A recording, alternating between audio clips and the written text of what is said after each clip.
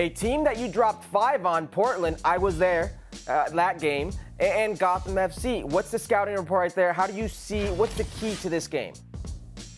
Yeah, it's going to be a good matchup. I think two teams that have been like really up and down in form. I think ultimately the playoff games are about who comes out bravest, who's okay with taking risks. I think Portland have been there before, been there, done it. I actually think that Gotham may get the wrath of the Portland that last played against us, and probably have some unfinished business in this league. So it's going to be a good game. I think all 4 teams that are left in, you've seen the NWSL this year. You have no right to predict any score.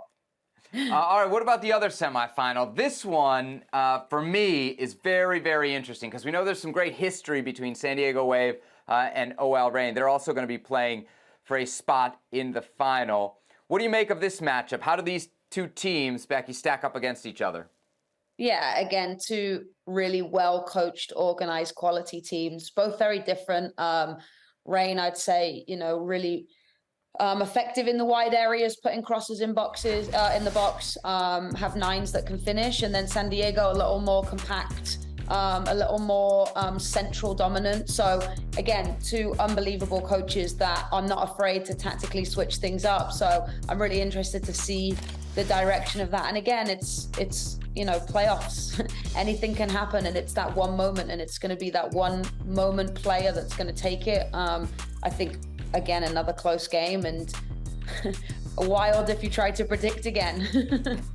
How big is HomeField Advantage in the playoffs? You guys obviously had to go on the road. I'm just thinking about a team like OL Reign. You got to go to San Diego. If you're San Diego, you're playing for a spot in a home final. That'd be the dream.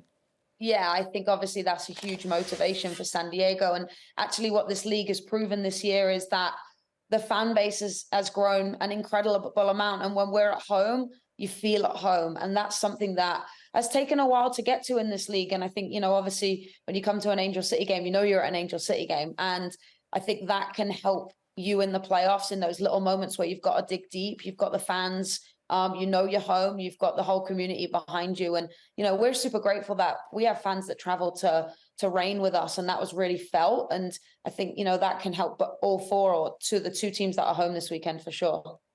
Hey, Becki, now that you're a coach, can you give me your feelings on the U.S. Women's National Team having games during the NWSL playoffs and how that may affect your team? Yeah, I think it's tough. We always want players to go and be able to play on their national teams and represent their country at the biggest stage. And I think, there's pieces of the NWSL schedule that are always a challenge, but I think that's a challenge wherever you go.